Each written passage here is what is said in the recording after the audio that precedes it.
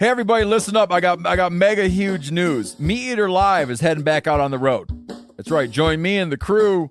Clay Newcomb, Cal, Yanni, Spencer's going to be there. Phil the Engineer's going to be there. Meat Eater Live headed back out. Now, when you get every ticket, okay? Every ticket you buy, you get a signed copy of our new Meat Eater Outdoor Cookbook. This tour is celebrating the release of the book.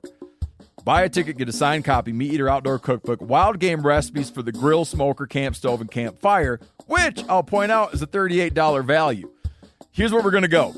April 23rd, the Mesa Art Center in Mesa, Arizona. April 24, the Balboa Theater in San Diego. April 25, the Grove in Anaheim, California. April 27, the Crest Theater in Sacramento. April 29, the Union in Salt Lake City. April 30, the Egyptian in Boise. May 1, the Wilma Theater in Missoula. May 2, the Bing Crosby Theater in Spokane, Washington. May 4, Revolution Hall in Portland, Oregon. And May 5, the last day of the tour, Pantages Theater in Tacoma, Washington. For tickets and more information, visit the events page at themeateater.com. Hope to see you at the show. Hey, this is Tyler Jones, and you're listening to the Element Podcast.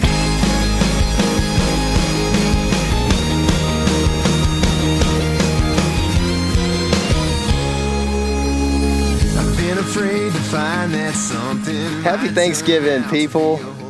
It's there's some beautiful trees that are Thanksgiving colored right outside our window. They are some nice non-natives right there. Yeah, but deer eat them, right, according to you? You know, isn't that a strange thing? According to Lindsey Thomas, they're the worst tree ever. Right. Which I believe Lindsey Thomas. Yeah, no, we're not trying to, that's not a shot at him. We love Lindsey. We love Lindsey, but Lindsey Thomas Jr., that is. I don't know, senior. Yeah, But I do know that in my parents' neighborhood, there is like a bushy version of one of these Bradford pear trees that the deer browse consistently. Yeah. And I don't know if it's got the mineral stump thing going on, so it's like, you know, not preferential, but it's mineral rich, so they end up eating it or what. But, so there was a trimmed limb off of it, right? Am I remembering this correctly? Oh, that's right. So the storm came through and knocked a limb off, and a deer ate just regular old leaves off of it. Well, I was thinking that when you say mineral stump, that somebody had chainsawed a limb off that kind of went errant, and that it started sprouting, and that's what they were eating. Oh, yeah. Is that right? So it's like it's a stump off the bottom of an existing tree. It's not like a true just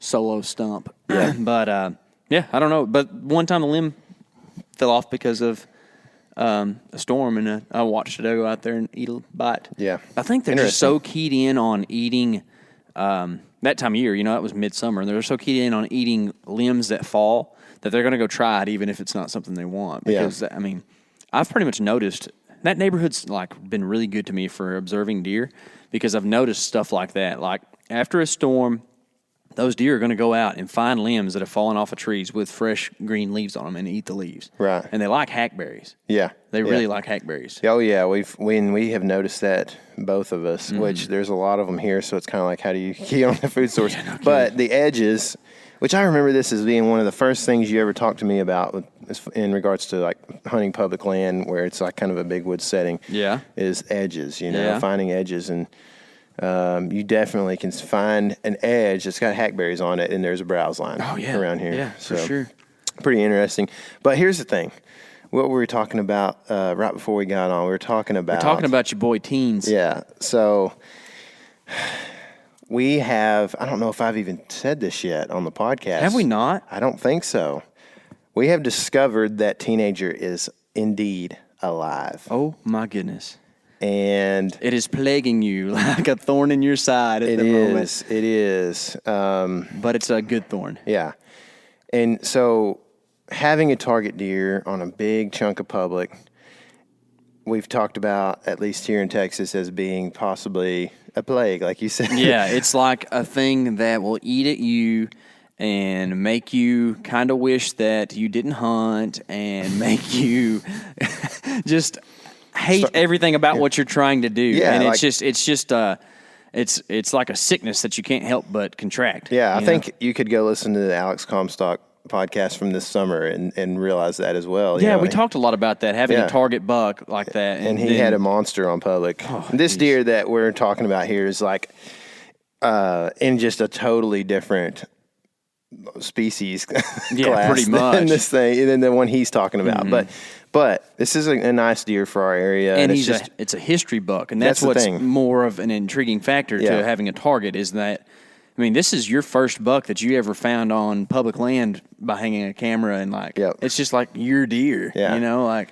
And he's you know, quite possibly 5 years old. Mm-hmm. And at least, right? I mean, there's no way he was thinking. a 2-year-old when we found him. I don't think so. He's at least 5. That's what I'm thinking. So very interesting. And it's weird because like he's not like some ghost that only shows up at night. You know what I mean? Like he's on a lot of our camera data in the daytime. And so you were talking about how, you know, like we have found that targeting a deer on public land is not a great thing or a great way to go about what we're trying to do. But I was about to tell you this before we jumped on that, you know, if we don't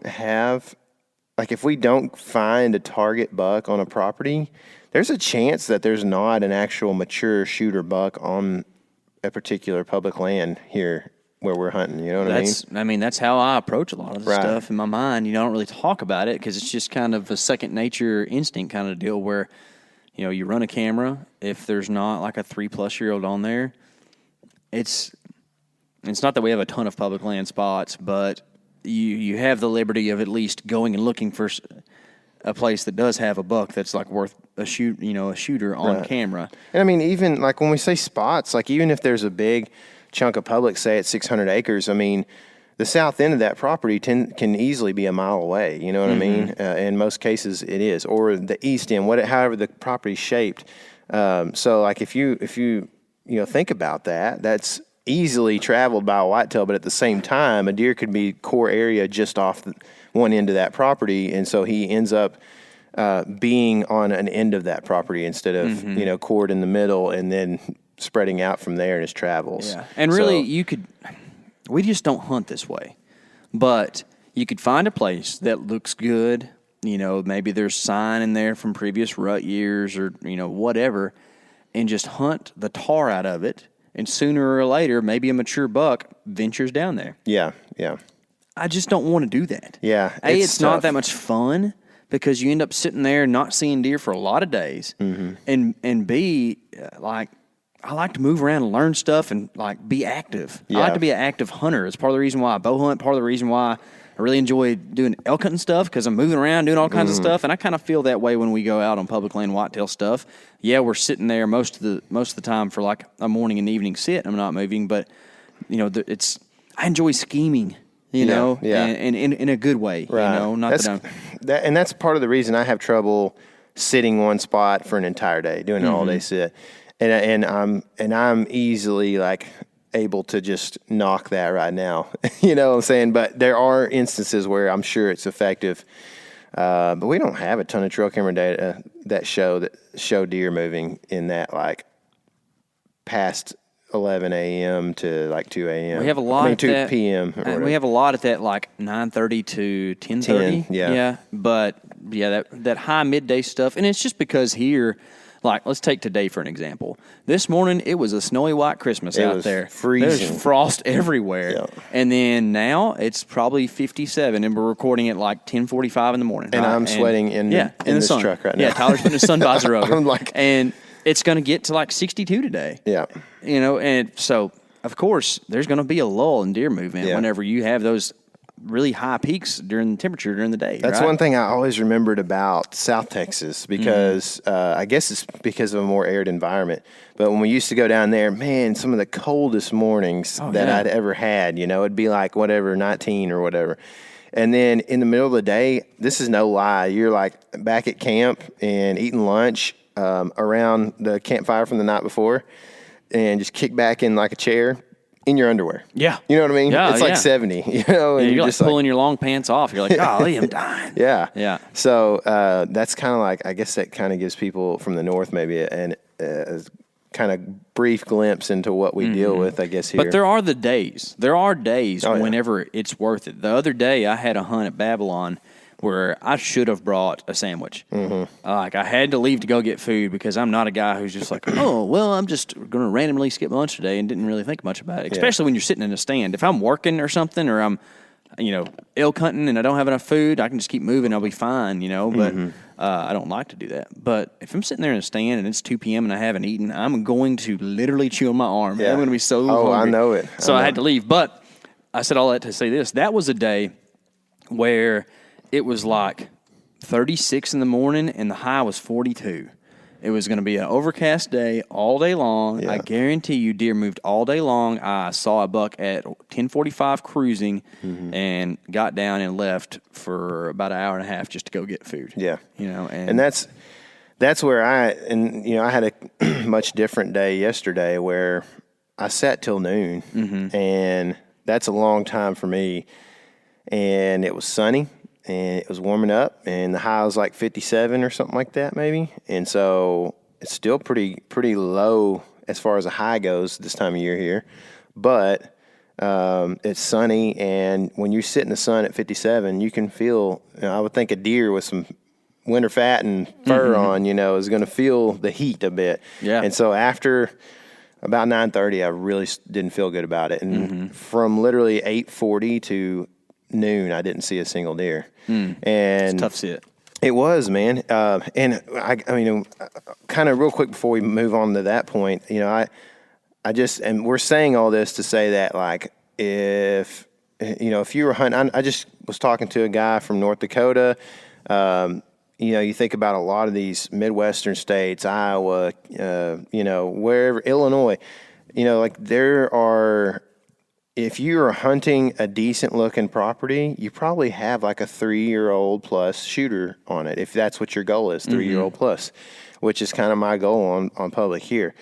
And so you don't necessarily have to run game cameras and do all that. And so that's like where we're going with this, is that we kind of feel that it's necessary to have a target buck.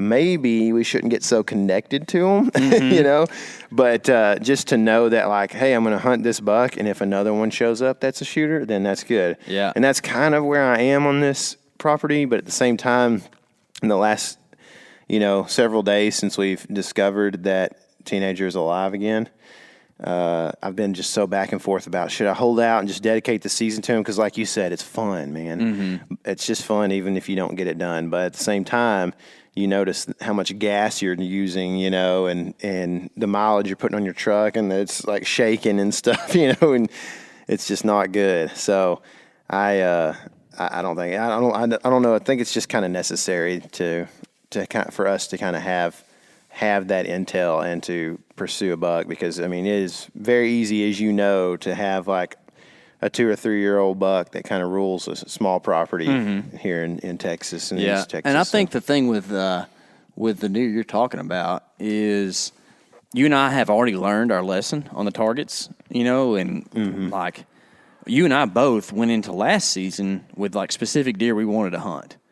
And it didn't work out for either of us. No. And then going into this season, we kind of both decided, okay, that's over.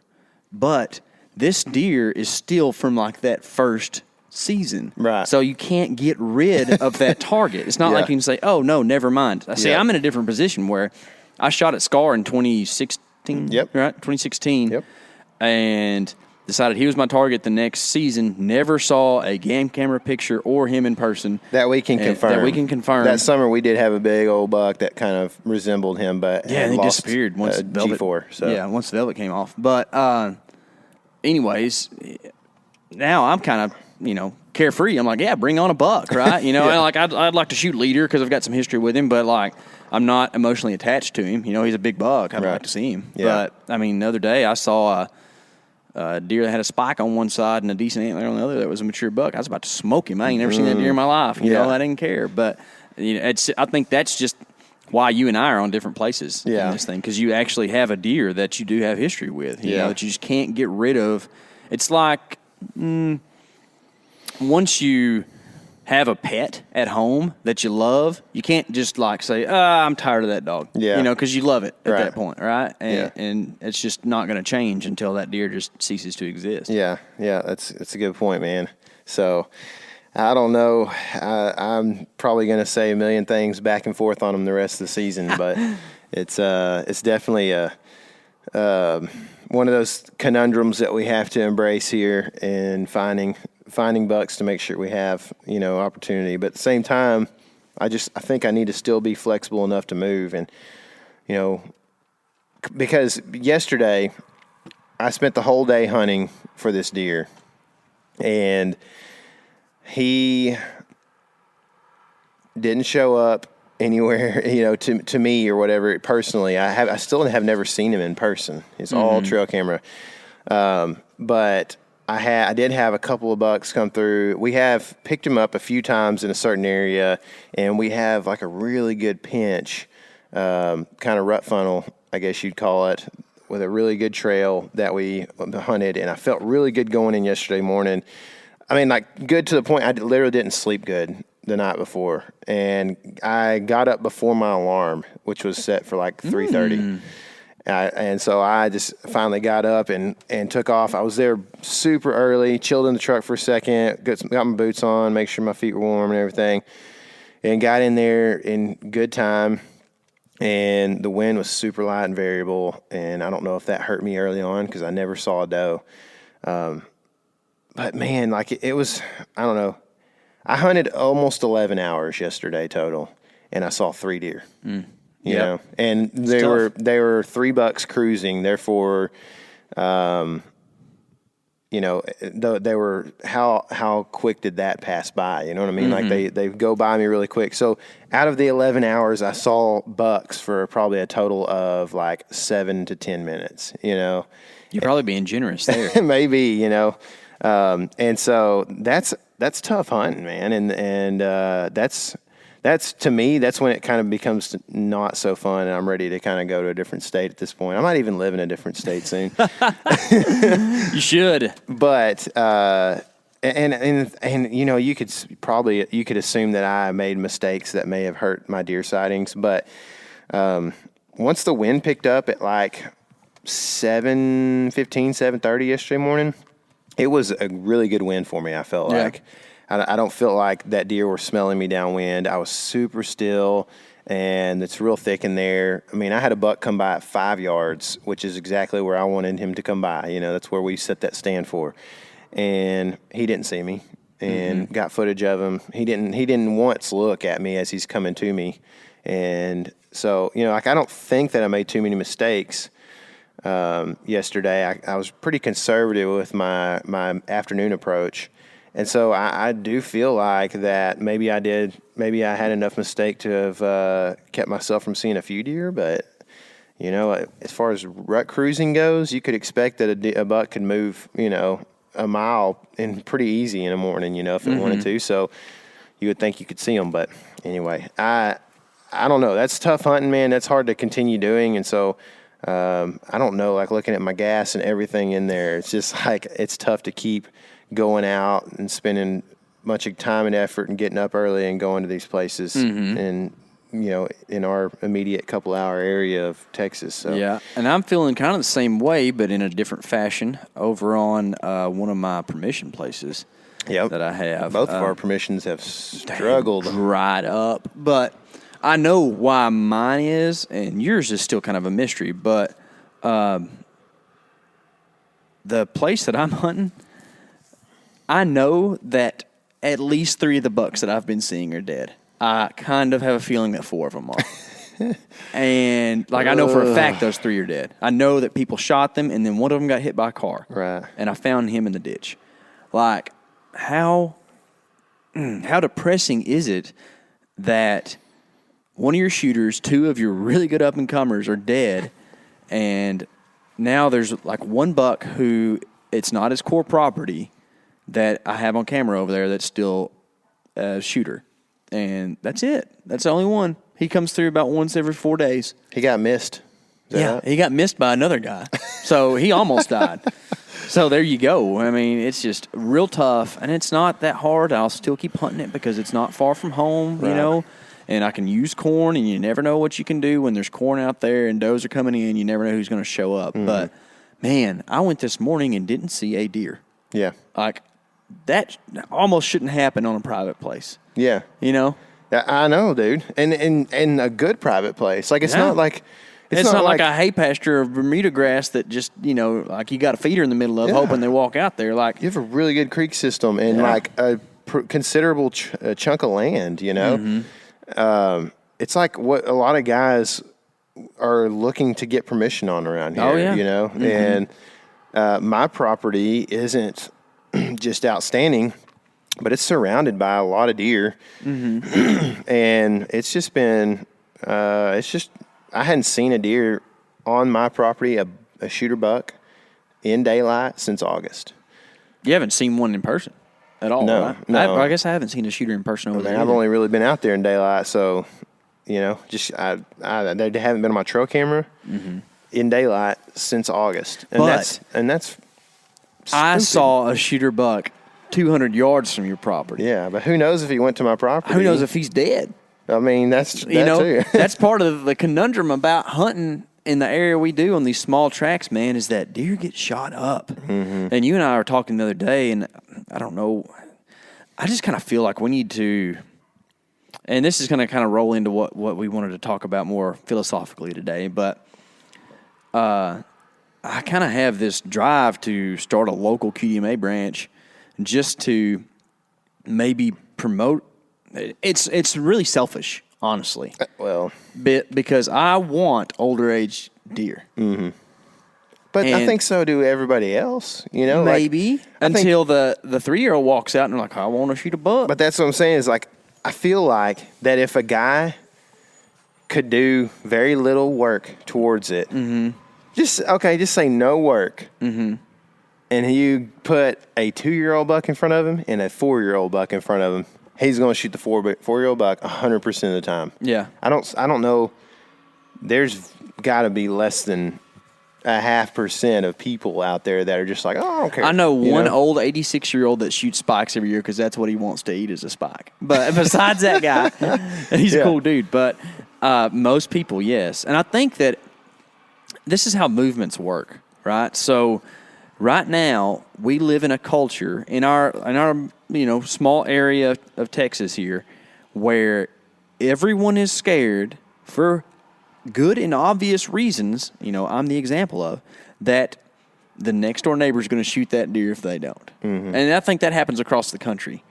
But the difference in you and the neighbor is what? Well, I passed them, right? Exactly. But unless my voice or a voice is heard and say, hey, I'm actually not going to shoot this one. What if you didn't too? If you could start doing that and there was some support and people actually believed that the deer, when it jumped the fence, wouldn't get shot, we might actually have some older age class bucks. Yeah. And I'm not really complaining, man, because quite honestly, if a deer makes someone happy to shoot it and they're not shooting it for the picture or they're not shooting it because they think they got to shoot a deer, but they're happy to shoot the deer, then shoot it. And I think that some of that has happened around my property, but I also think that some of it is just somebody thinks they need to shoot something. I think one of them for sure is that. Right. The other one is somebody couldn't swerve fast enough to miss a deer, but so you can't really do much about that, You got to be on your toes this time of year. Yeah, I got to get those Ford Focus drivers into the QDMA meeting too, so they know how to brake better. But we might could get insurance companies involved. I know, right? But I just think that, and you and I talked about this, kind of what we were going to talk about today was the whole etiquette thing, and I think it's something that I need to work on is when I see a buck that I wish hadn't been shot, my first instinct is to say, man, I wish that deer hadn't been shot. I need to do a better job of saying,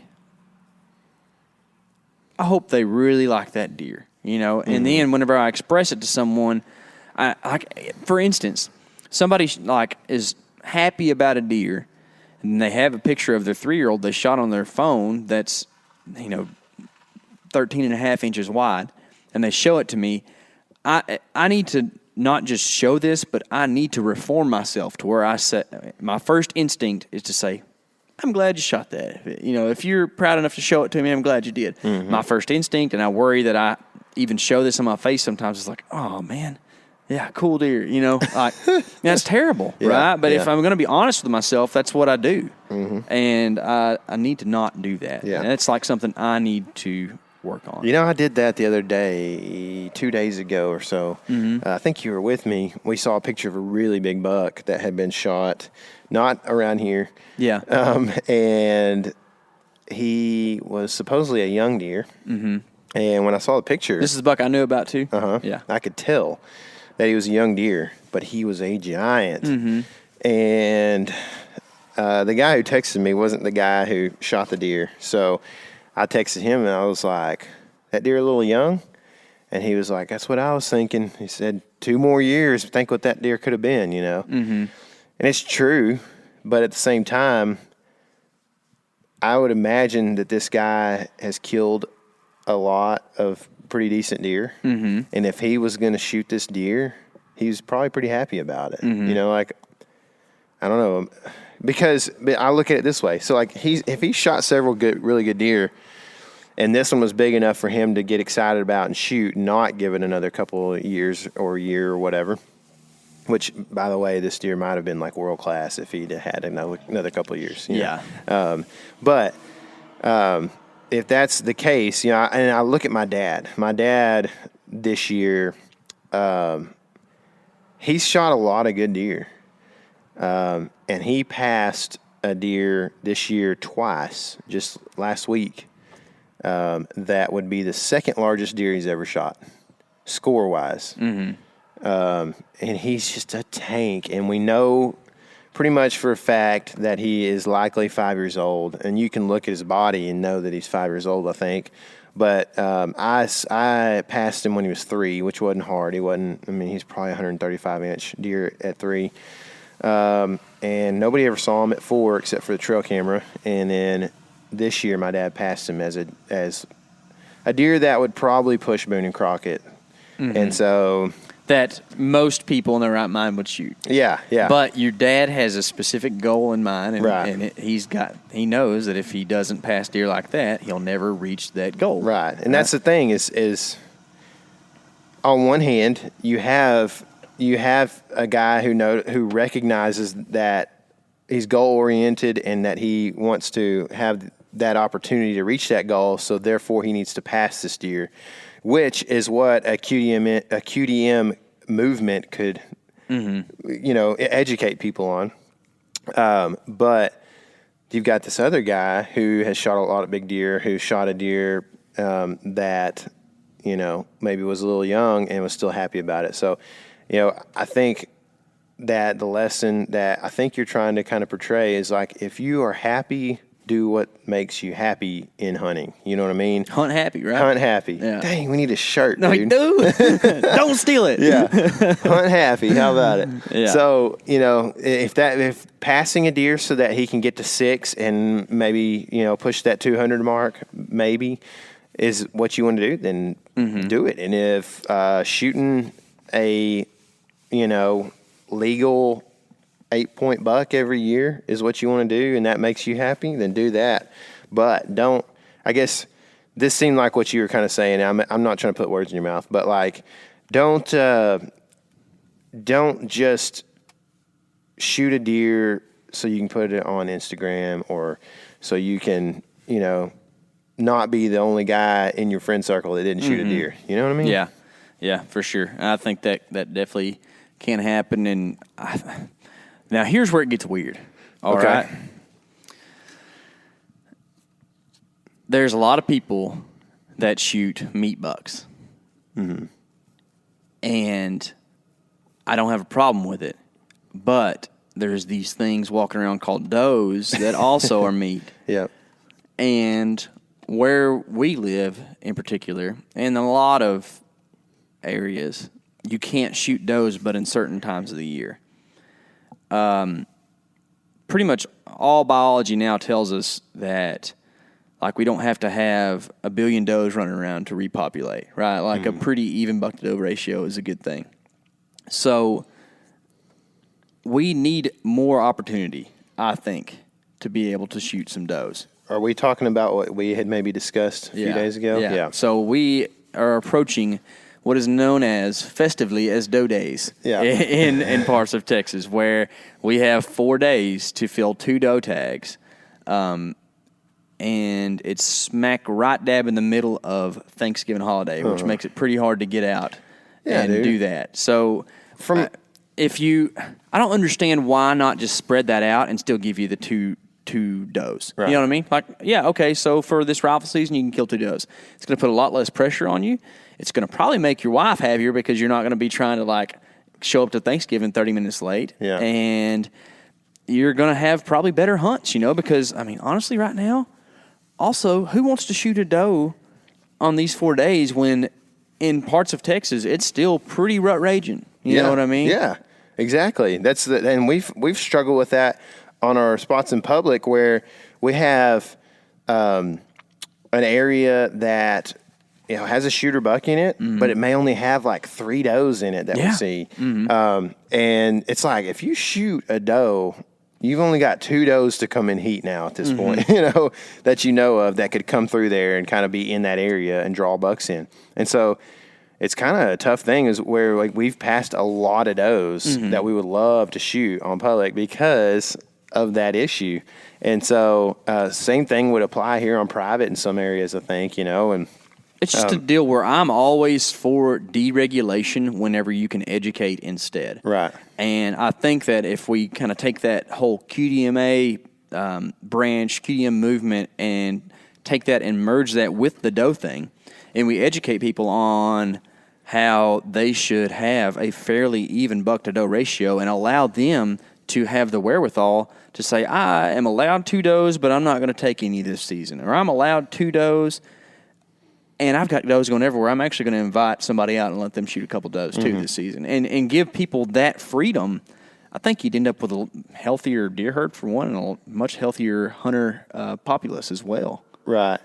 And I hate to like harp on certain people here, but the Thanksgiving thing, man, back to that for a second. Like, if you don't come from the perfect family that, like, I'm married, say if you're married or you got a girlfriend, serious girlfriend, whatever, or significant other, the two of you, if you have perfect families that have always gotten along and nobody got divorced along the way, then you still have, like, there's a likely chance you still have 2 Thanksgivings. Oh, we have 3. To go to.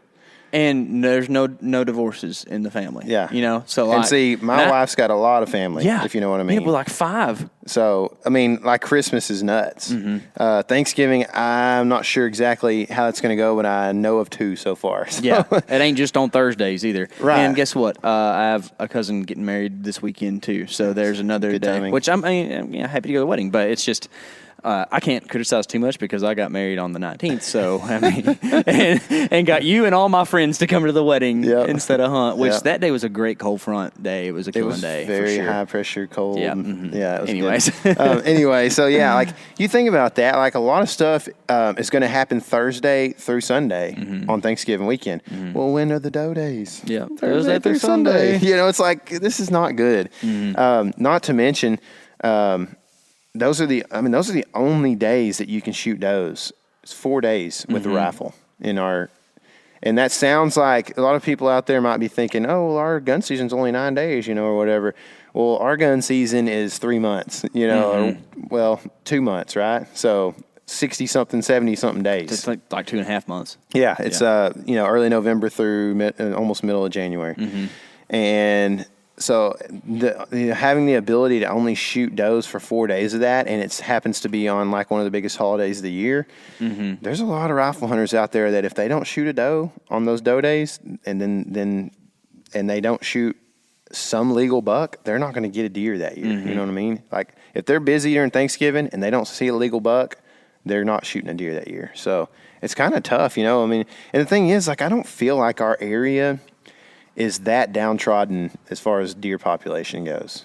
Like, I don't know that we need to only have 4 days of doe days. You know what I mean? For sure. I mean, I know that there's It used to be that way, maybe. Oh yeah, it used to be where we probably just shouldn't have had a hunting season here for 5 or 6 years, but we've recovered from that. And, thanks to Texas Parks and Wildlife and their efforts, and thanks to a lot of other people who just kind of understand. And the culture too. A culture of we're kind of shifting more and more to that archery culture. Where it's more about hunting than it is going out and mowing stuff down. Which, whatever. But I think that we're kind of getting to that point where we're going to have to keep progressing as deer populations progress, right? And I understand we talk about this when we go out of state and hunt sometimes too. Like, deer densities are a fickle thing that kind of lie. Right? So, like, the deer density for, like, whatever county you're in might be such and such. But you're going to have quadrants of that county that the deer density is a lot higher. And then over here in this other section of the county, it's all going to be, like, Bermuda grass pasture for, 10,000 acres. And there's no creeks. Like, you're going to have a low deer density up there. And those two things merge. And then you end up with, statistics they go off of for determining harvest levels, right? Like, what you're allowed to harvest. Well, over here at location X, there's 150 deer in a neighborhood running around like crazy eating bird feeders, like the literal feeders, not just the bird seed. Exactly. They're chewing everything up.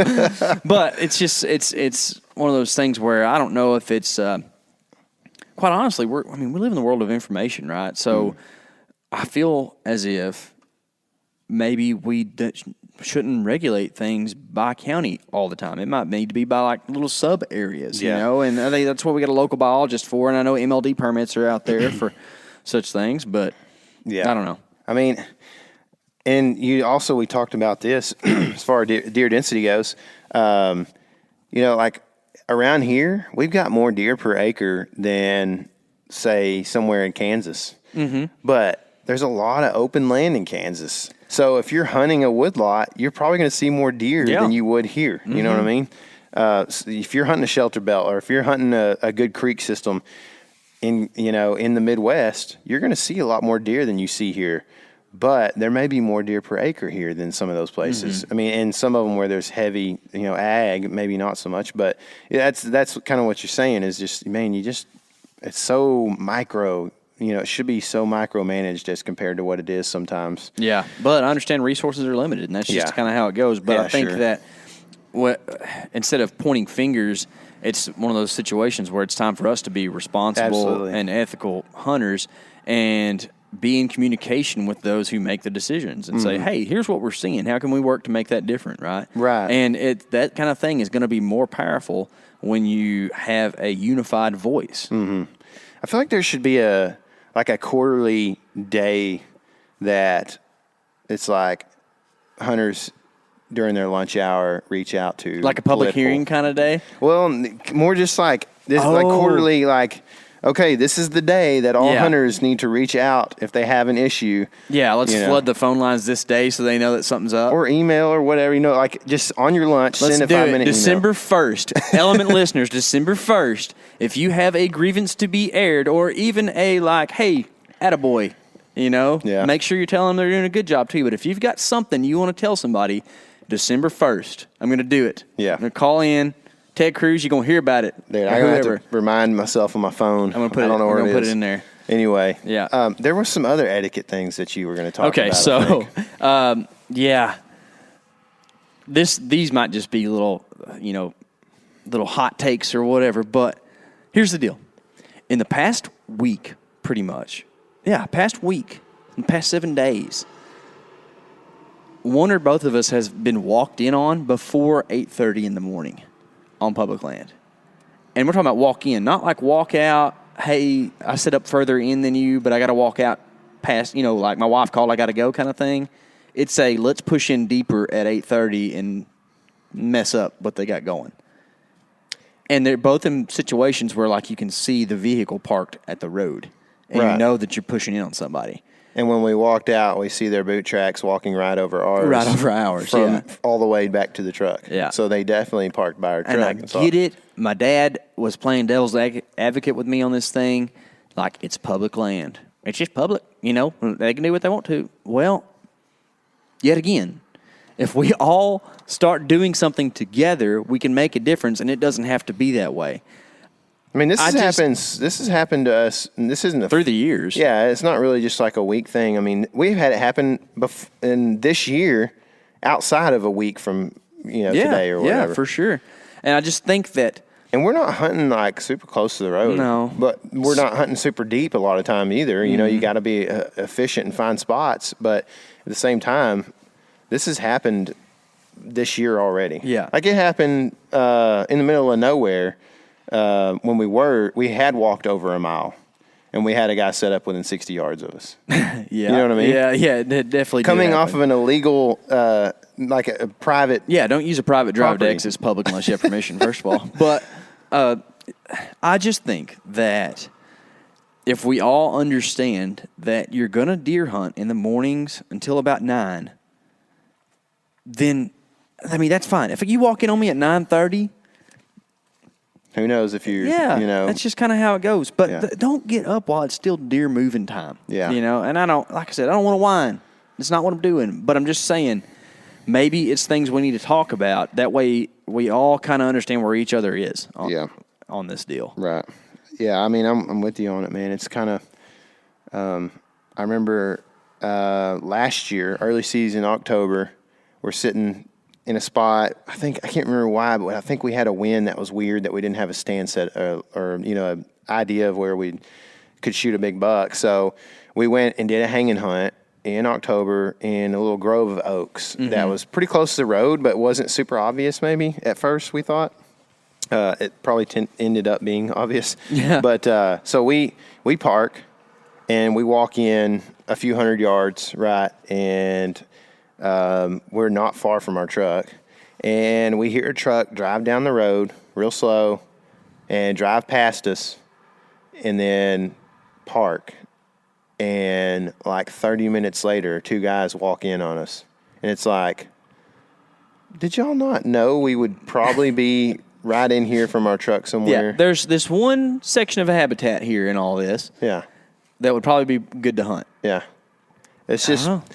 It's definitely, I think, just being a considerate person in general is something that could be said about this whole situation. You know? Exactly, man. It could just be considerate of others, care about people, and then all this stuff will work itself out. Yeah. I've got a question for you. Sure.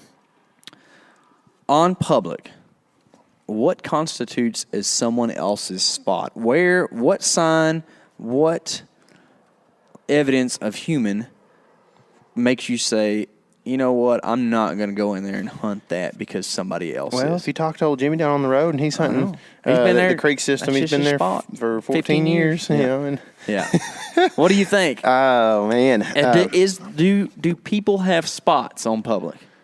I don't think that people have spots on public. I think that if you, like you said, if you drive up to the access or the parking lot and you're looking at 200 acres of timber, you might not want to hunt in there that morning if there's a guy already parked there. Yeah. You know what I mean? Yeah. Unless, I mean, I don't know. The presence of a human is what makes it somebody's spot. I mean, yeah, but to a degree, like if there's, a section of land there and there's a vehicle in the parking lot and there's no other entrance to the parking lot, sure. Then well, if that was different. the case, we wouldn't be able to hunt in Colorado because somebody's already got to the national forest. Yeah, right? yeah. So it's kind of a situational thing. But as far as deer woods go, I mean, if you're hunting a quarter section, which is 160, say, of timber, I don't know, and it depends on how it lays out. But if it was in a block, I don't know that you should go in there. Yeah. If it's 160 acres of timber that's all spread out along a creek system for 100 yards, it might be a little different. I don't know, but if it's spread out along a creek system and it goes just, for instance, say north and south, then you need to go around to the other side somehow. And if you can't, then you might not want to go in there. Or if, I don't know, walk out of the parking lot, see where the dude's boot tracks go.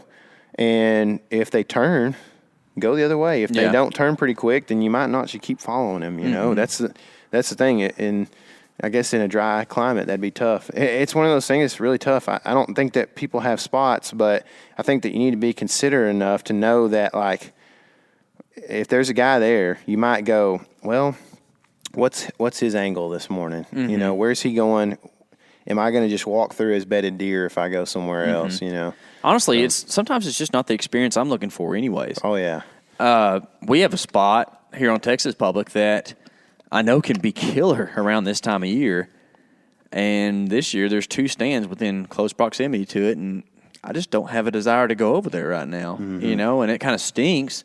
It was good last year. Yeah, it was real good. But I just, like, for instance, we went to a place in Kansas here a while back that there was another truck park there, beat us to the spot, and we decided to go somewhere else just because, I mean, there probably was enough room. We might have even been hunting different stuff, you know, but it's just not as much fun when you're looking for something wild and then there's another guy over there. And, you know, it's just not it's not what I want to do. Right. You know, and that's, I don't know. I think there's enough public land on a given day most of the time that you can find a spot. You know what I mean?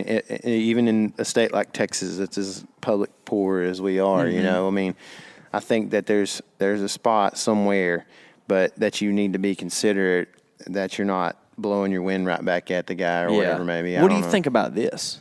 So last year, I wanted to take my wife hunting one day. I'd, you know, try to take her 2 or 3 times a year just because it's fun to hang out together and do it, especially when it's an easier kind of hunt. And I was going to try to shoot a doe on public.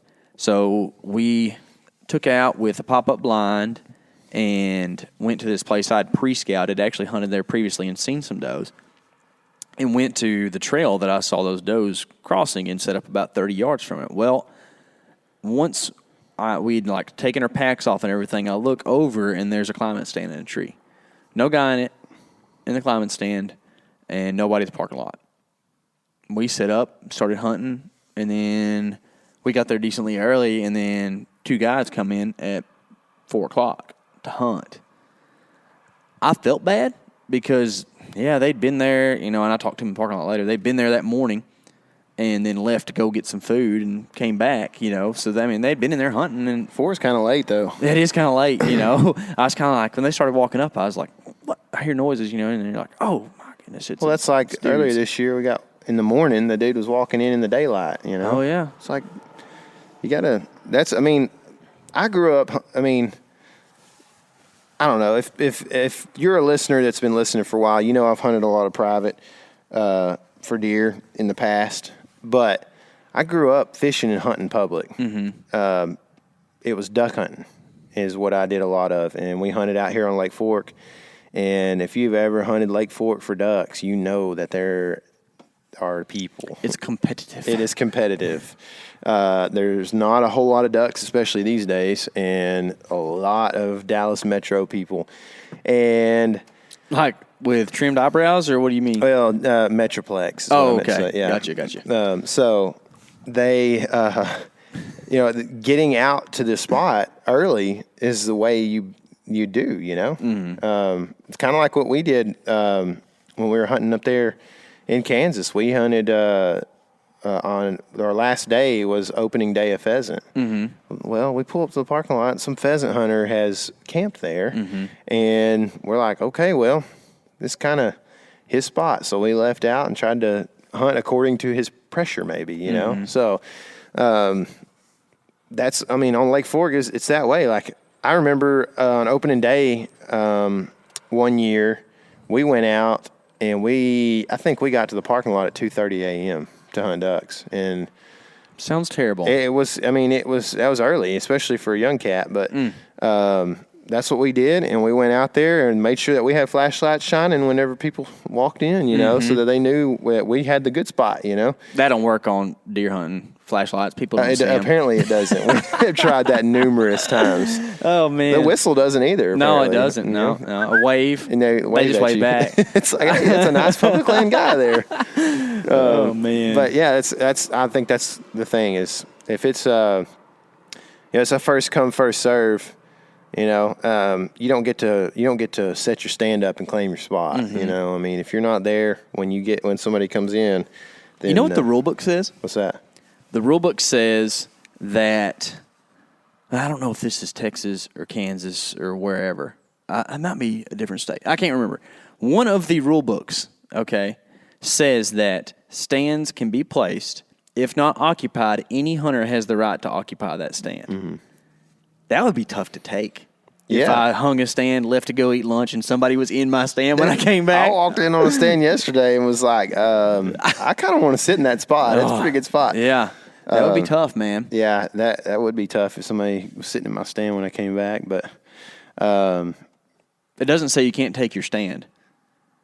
Out of the woods? Yeah, like if somebody's in it, you could probably... It's not defined that you can't take the stand from them back, I guess. Yeah, you just probably can't sit in it. Yeah. That would be tough, man. I don't know. The thing is, here in Texas, the rule is 72 hours. Yeah. You only can have a stand hanging for 72 hours. So, like, that's a tough rule, especially when you talk about how tough it is already here to hunt. But I don't know if I know a single person that obeys that law. I don't either. I don't know if I do, man. I'm telling you. That's a tough rule There to follow. are newsstands sitting there, and they're ladder stands, and I know that guy ain't taking a ladder stand in and out every day. And I'm over here with this dang muddy Vantage just blasting the back of my head as I'm walking down the trail, hurting so bad. Yeah. But to me, being mobile is kind of part of the game anyway, so it's kind of, for the most part, I don't leave too many stands in the woods for a night. Also, it gets expensive just having a bunch of stands. I mean, yeah, like we've got between you and me, we got 3 stands, and so we have to move around quite a bit. I left one in there. The hunt that I had yesterday, I had left a stand in there that we left it the day before. But and then I was like, okay, this spot looks to be burned out. Time to pull it. Yeah. So. But I don't know. I mean, that's kind of really the extent of etiquette stuff. I think you kind of wrapped it up, was just like treat people with kindness and be considerate of others, and it's like golden rule stuff, right? Like, come on, let's just get with that. But anyways, there was a social media thing that I saw that I kind of wanted to talk about. Was it? Yeah, I almost got a little fired up on social media, but I was very. It was to the point of, like, if I got fired up about this on social media, somebody would be like, what are you talking about, dude? Just because I went through a progression of things in my mind, Right. So I'm going to lay it out for you. Okay, let's hear it. A person that you and I are mutual acquaintances with. Oh, no. It's a female, and she's a hunter, and I believe she has good intentions and does hunt. Like, she's not just taking pictures in her bikini, shooting targets and stuff. Like, she's a real deal. Shot a buck and took a picture where she was unhappy with the buck. You could see it on her face, or she said it? She said both. Okay, so the point was, and I'm not saying she's wrong or right. I just thought it was an interesting take, and I probably would have done it differently. She looks disgruntled in the picture, and then goes on to talk about how she was very unhappy because she had watched this deer for a couple hours and then felt bad about shooting him because I really couldn't understand why she didn't want to shoot him but did. And I guess my qualm with this is that she was talking about, doing the animals justice and respecting the harvest and that sort of thing. And I'm just thinking, are you really doing this animal's life justice if you take a picture where you show that you're disgruntled that you have shot this animal? Mm-hmm. And I just kind of had a problem with it, man. Yeah. I just don't understand. And let's say B, okay? The second point is, what's an anti-hunter going to think when they see a picture of you not having fun or enjoying that you shot a deer? Like, how is that going to, what leg do you have to stand on there? But, the main point is, like, man, the way to show respect to the animal is to be happy that you shot the animal. If you're not happy you shot the animal, then don't shoot the animal. It's the whole hunt happy thing like we were talking about earlier, right? Like, do stuff that makes you happy. If you're not happy to shoot this buck, then don't do it. And then maybe it's the food thing, and like you want to shoot the animal so you have something to eat, but it hurts you to kill the animal. And I feel that too. I kind of understand where that comes from, but you don't have to shoot animals if you don't want to. Right. I don't know. I mean, you could be vegan. Yeah, that's right. I couldn't, but No. And like I said, I'm not saying that she was wrong or right, and I have respect for this person, and I kind of understand where she was going with it, but I just don't know if it's a good message. Yeah. That to say that you're not happy about killing this animal. I don't know.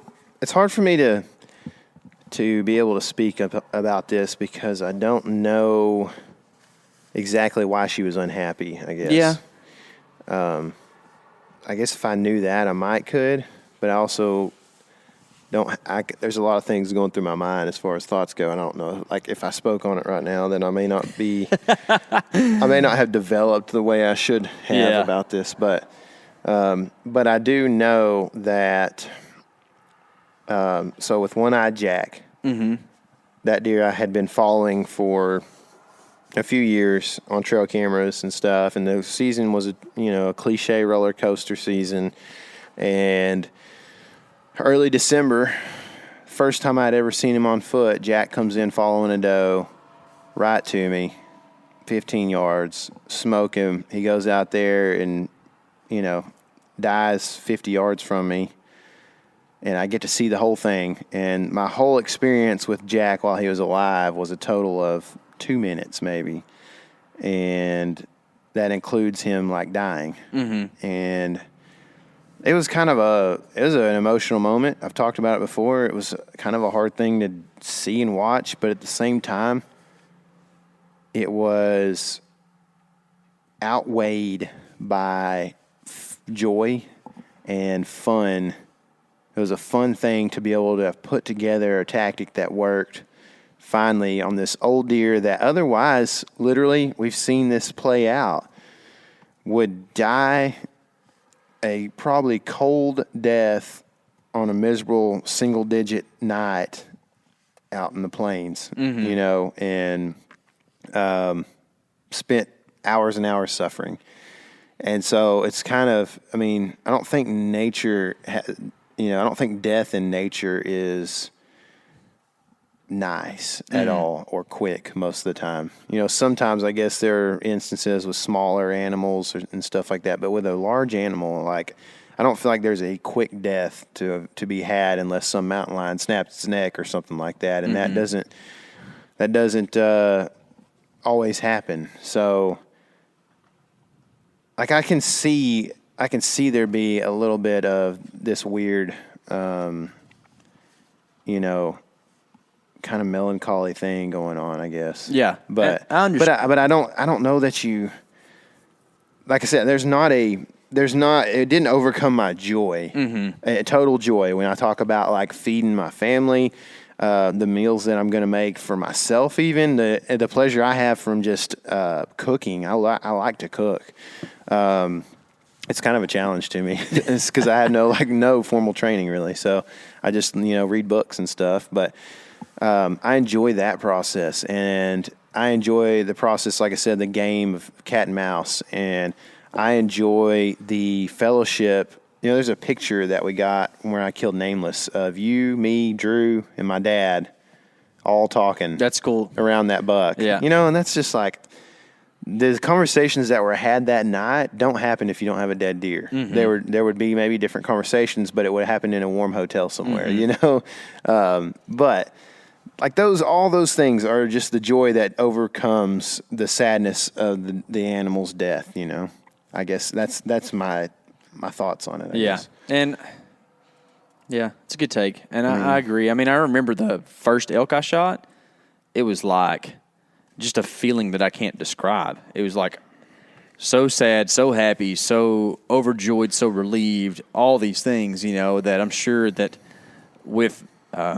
The right moment, a photographer could have captured me in a really awkward strange emotional state, but I don't know. I just don't know about, and this has been big talk between you and I anyways, because there is a really great movement going on of people really caring to have respect for animals and care to respect the game that they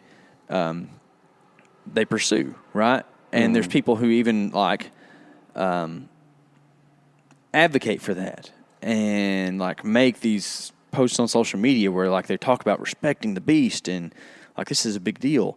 Well, and then the next 3 photos are you with different product placements after you did your respect the beast thing. And man, it just ain't where I'm at. Right. Yeah. It's kind of like the, be what you're about kind of thing. Just don't be about the talk, Yeah. It just kind of drives me crazy. Yeah. If you respect the game, that's fine. And I would hope that you would portray it that way, but let's not fool people about, how much respect you have for it, I guess if you're going to do a product placement in front of your game, you can hashtag respect the game, but maybe don't don't make it just I don't know. It's hard to explain. It's don't make too big of a deal. Right. Don't make too big of a deal if it's kind of if it's kind of I respect the game, but I also am glad that I get to make money because I shot this big old buck, which is it's a valiant thing, right? Yeah. It's good that you are able to make a living off of hunting. That's cool. We all would like to do that, right? But don't make it like this. What's the right way to put this? It's like the... Yeah, I'm struggling. I don't know. It's kind of like the act like you've been in the end zone thing before, but it's not exactly that, It's like... It's it's a lot of smoke, in my opinion, if you're just kind of putting this big front up about something in particular, and it's not necessarily that way. So, anyway, yeah. So, be real, people. That's right. Be real. Who says that? Chris B. Chris B says that dude. That's why he's a G. Yeah. He's the man. Chris B. the G. Yeah. Anyway, yeah. That's I think that's a good way to wrap it up. You got anything else? Hunt happy, man. Hunt happy, man. Let's see. This is releasing on Thanksgiving, so happy Thanksgiving to all y'all. I hope you're enjoying some time with your family instead of listening to us. But if you're traveling to another family Thanksgiving, then this is a good time to be listening to us. That's right. And I hope that if you're in Texas embracing some doe days this time of year, that you are lucky enough to get a doe. I'm probably going to try to do that myself. And what else? Oh, the Instagram giveaway. Oh. So KC, tell us the winners, man. The winners are at DrewFace1, at Travis.Thon, Thon, at Gary King, and at Tracker151. Congratulations, guys. You have won an OnX annual premium membership.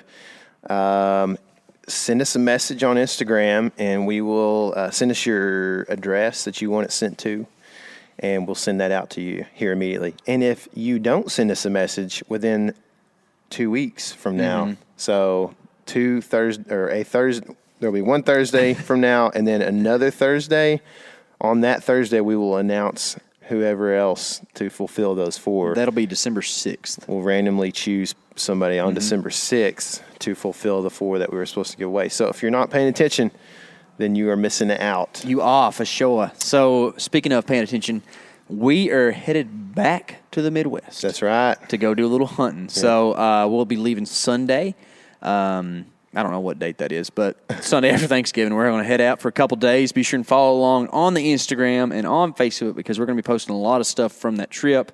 Just fun stuff, letting you know what's going on. We might even do, I haven't talked to you about this, but I just might just say it. Ready? Go ahead. I'm scared. Might even do some live stuff on the way up there from the vehicle. Do a little question and answer stuff. Does that sound good to you? That would be cool, man. Yeah, let's do that. Real cool. So we're going to do some live stuff Sunday afternoon. Let's just say 2 p.m. I don't know. We'll see. Sometime Sunday afternoon. We'll try to let you know on Sunday. Yeah. We'll put a Facebook and maybe Instagram post so that you guys can see what time we're going to do those. But yeah, that sounds like a cool thing to do. So get your questions together. Send them to us if you want. Yeah, send them to us early. That last time some people did that, and we it's a good way to for sure get to your question. Yeah. That was cool, and it makes sure that we have some content to start with, because sometimes it's just not very cool for us to just be like, ugh, and look at the phone. You got to look at our ugly mugs as opposed to us talking. Yeah. So send in your questions and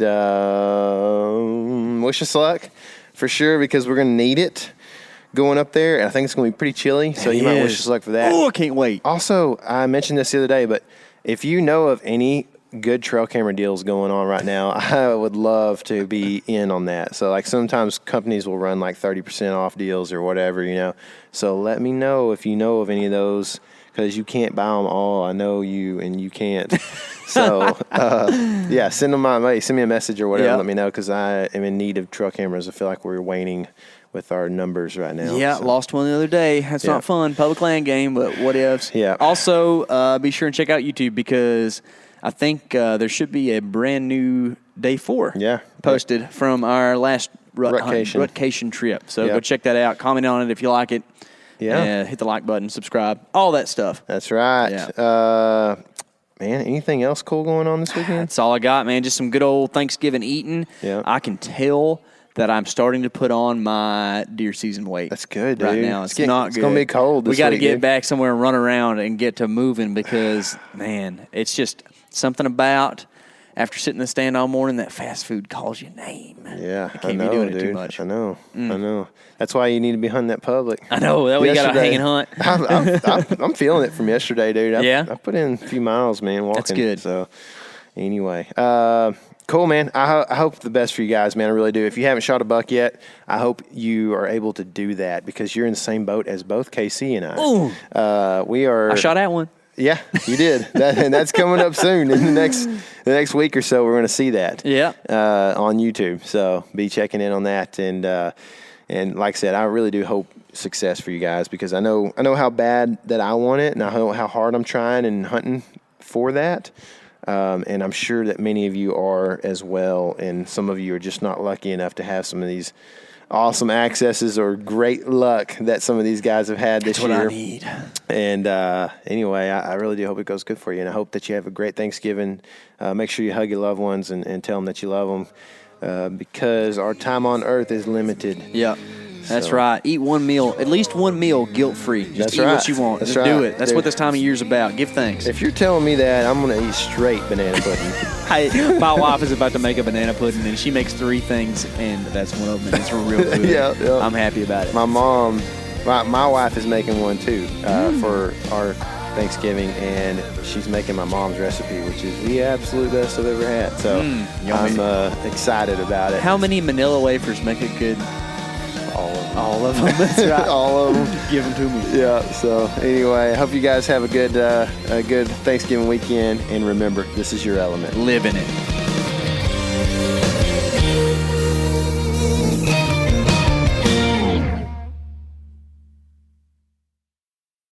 Hey everybody, listen up. I got mega huge news. Meat Eater Live is heading back out on the road. That's right. Join me and the crew. Clay Newcomb, Cal, Yanni, Spencer's going to be there. Phil the engineer's going to be there. Meat Eater Live, headed back out. Now, when you get every ticket, okay, every ticket you buy, you get a signed copy of our new Meat Eater Outdoor Cookbook. This tour is celebrating the release of the book. Buy a ticket, get a signed copy, Meat Eater Outdoor Cookbook, wild game recipes for the grill, smoker, camp stove, and campfire, which I'll point out is a $38 value. Here's where we're going to go. April 23rd, the Mesa Art Center in Mesa, Arizona. April 24, the Balboa Theater in San Diego. April 25, the Grove in Anaheim, California. April 27, the Crest Theater in Sacramento. April 29, the Union in Salt Lake City. April 30, the Egyptian in Boise. May 1, the Wilma Theater in Missoula. May 2, the Bing Crosby Theater in Spokane, Washington. May 4, Revolution Hall in Portland, Oregon. And May 5, the last day of the tour, Pantages Theater in Tacoma, Washington. For tickets and more information, visit the events page at themeateater.com. Hope to see you at the show.